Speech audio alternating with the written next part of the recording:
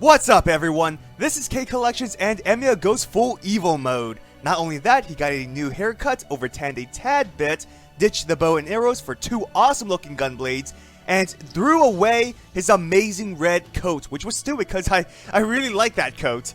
I'll break down his stats, skills, CE recommendations, team strategies, and my thoughts on whether or not you should attempt to summon him. MHX Alter has the second lowest attack stat out of all 4-star archers, but he does have the second highest HP out of them. His NP gaining stats are low, no need to worry though, he can charge his NP quite decently thanks to high hit counts. As always, being an archer means his star gather rate is above average, which essentially helps his playstyle. Emiya has a double quick and arts type deck with an arts NP attack. Like I said, hit counts are good enough for him to charge his NP, and arts quick arts without buffs will give you around 25% charge. He does rely on crit damage with his arts if you want to spam his NP attack. Doing so will give you around 20 to 25% charge per arts attack. He can also generate decent amount of stars to use, helping with his crit roll.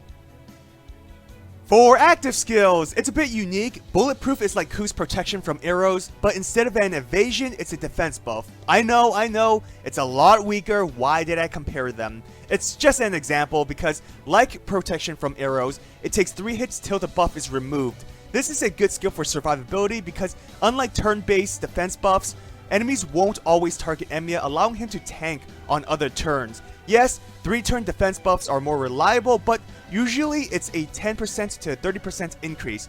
For Emiya's case, when maxed out, it's a 50% defense buff with a 500 damage reduction per attack.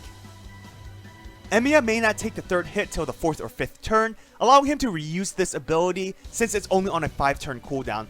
He also has the lowest level projection skill, but it's still helpful. With this, Emiya can charge about 30% NP gauge with a single arts crit. Now his final skill is both good and bad. I'd prefer a 1-turn attack boost over this, but you can still benefit. Let me explain. So the attack boost will only last for 3 command cards you use, meaning if you Brave Chain, his extra attack will not receive the boost, which is why I said a full turn boost is better. On the other hand, it's good if you can't Brave Chain for the turn. Whatever you don't use, Emiya will still have increased attack till you use the remaining boost on the next turn or 3rd. The skill is affected by RNG, but always combine this with his NP attack. Level up his 2nd skill first, then the 1st one, then the 3rd one, in that specific order. For passive skills, his crit boost is great, fits with his role. His Noble Phantasm Unlimited Lost Works is a single target that will potentially reduce the target's NP charge. It's essentially like Archer Artori's Noble Phantasm, where the main goal is to spam this attack to continuously prevent NP attacks. Post upgrade, Emiya can surpass Chloe in NP damage, but it all depends on his NP level of course, since Chloe is at NP 5 in comparison. The high hits also give you a nice refund, 15% or so, and if you perform an NP Arts Brave Chain, you'll get around 50% NP charge. 75% if you crit with both arts. For CEs, another ending is perfect since it increases his main strengths. Sapphire is another good choice, especially since it was free and you should have this max limit broken. Tranquility will boost majority of his command cards and boost his NP gains, which will help him spam the attack. Holy Knight Supper focuses more so on damage output rather than NP gains. Again, you should have this max limit broken. Lastly, CEs that increases NP damage is helpful since that's the main way Emiya deals damage. I wouldn't recommend Black Grail since he doesn't have any recovery skill unless you think you kill the enemies quickly.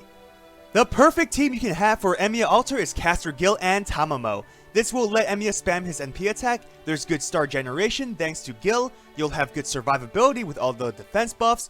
What's best about this team is that both casters have low star absorption, meaning Emiya will take all the stars, or most of the stars that is.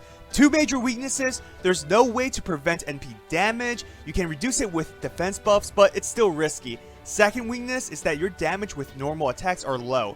Casters have low damage modifiers, and Emiya doesn't exactly have the highest attack stats. Gil now working with a Faker, who would have thought? Gil is your main star generator. He can create a lot of stars when you combine his first skill and his Noble Phantasm attack, but his skill will also help Emiya increase star gen as well.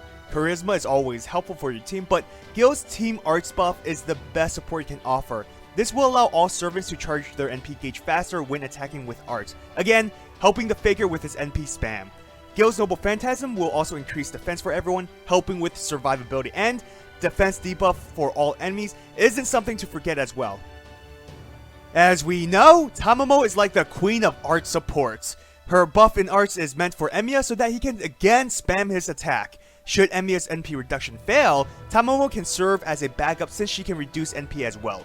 Your goal is to obviously spam her Noble Phantasm. The healing will keep your servants alive. The NP charge is great, but the most important effect would be the skill cooldown reduction. This will allow Gil to reuse his star generation skill more often. For Emiya, this will allow him to reserve his skills for use if, by chance, you use up all his effects before 5 turns.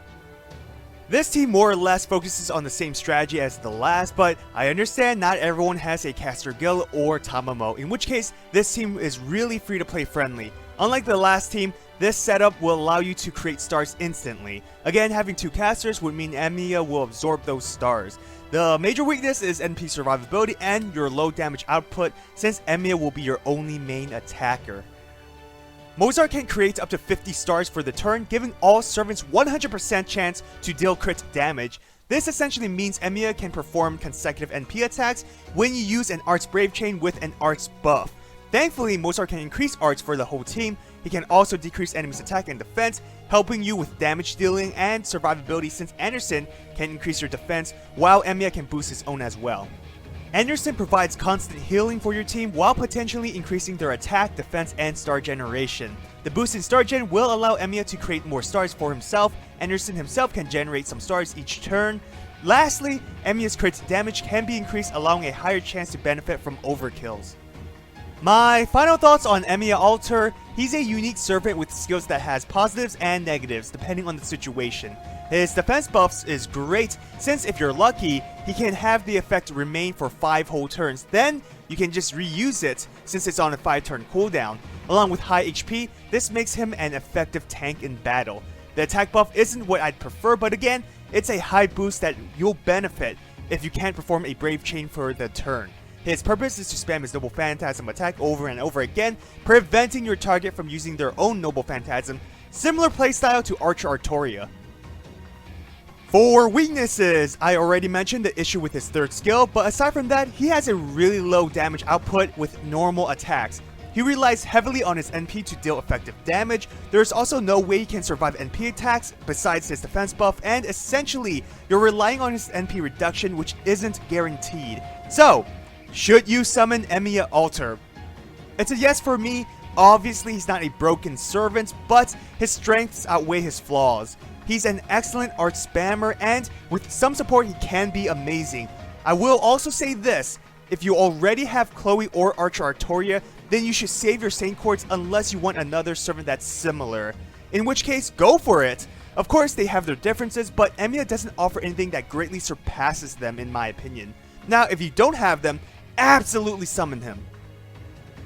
Special thanks to all my patrons for supporting me. If you want to support my channel, check out my Patreon. So, who is your most favorite Alter servant? For me, it's either Ku Alter or Jalter. I can't decide.